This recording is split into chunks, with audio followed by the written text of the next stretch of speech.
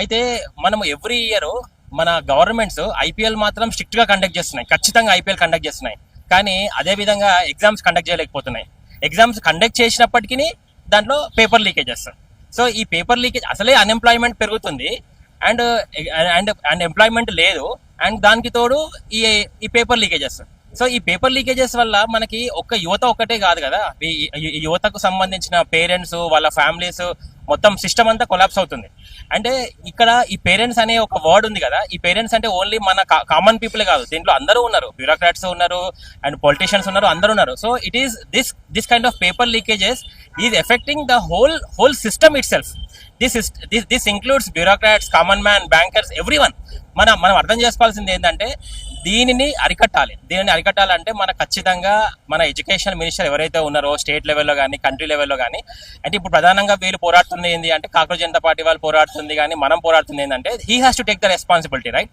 అప్పుడు ఎప్పుడో మన లాల్ బహదూర్ శాస్త్రి గారు ఒక చిన్న చైన్ యాక్సిడెంట్ అయితేనే ఆయన రిజైన్ చేశారని మనం చదువుకున్నాం చిన్నప్పుడు. కానీ ఇన్ని పేపర్ లీకేజెస్ అయినా, ఇంత అయినా కానీ అక్కడ నుంచి ధర్మేంద్ర ప్రధాన్ గారి నుంచి ఒక చీమ కొట్టినట్టు కూడా లేదు కదా. ఇది చాలా శోచనీయం కదండి. ఇట్ ఈస్ వెరీ pathetic అంటే to see this kind of situation in a country like India with a huge democracy where we give lot of importance to the education culture and మనమే ఎడ్యుకేషన్ కి importance ఇస్తలేము. మన younger generation ఇంకా ఏమవ్వాలి, next younger generation ఏమవ్వాలి? And every day we are trying to compete with చైనాతోని కానీ వేరే యూరోపియన్ కంట్రీస్తో కంపీట్ చేస్తాము. మరి వాళ్ళ ఎడ్యుకేషన్ సిస్టమ్స్ ఎట్లా ఉన్నాయి, మన ఎడ్యుకేషన్ సిస్టమ్ ఎట్లా ఉంది? దీన్ని మనం ఖచ్చితంగా ఆలోచించాలి, అంటే ప్రతి ఒక్కరు ఆలోచించాలి and every one has to come out. So వాళ్ళు ఏం చేస్తారంటే ఎల్లుండి 14th రోజు సోనం వాంగ్చుక్ గారు వస్తున్నారంట, అండ్ ఆయన అందరికీ తెలిసిన పర్సనే కాబట్టి. సో డెఫినెట్ గా ఇది స్టూడెంట్స్ ఒక్కరే కాదు, స్టూడెంట్స్ తో పాటు పేరెంట్స్ కూడా రావాలి. ఎందుకంటే స్టూడెంట్స్ ఒక్కటే వస్తే ఏమవుతుందంటే political parties might convert it saying that this is some kind of people are doing a protest.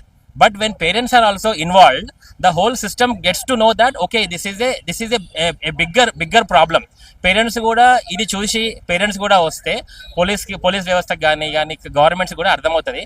And అరే మన ఎడ్యుకేషన్ సిస్టంలో రివైవ్మెంట్ రావాలి అని అర్థమవుతుంది.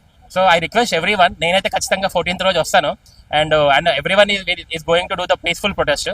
అందరూ ఎవరైతే చూస్తున్న వాళ్ళు అండ్ పేరెంట్స్ కూడా రండి అండ్ శాంతియుతంగా నాన్ వైలెన్స్ గా we will raise our voice so that the people sitting on the top chairs, they will know about the issue. Thank you very much.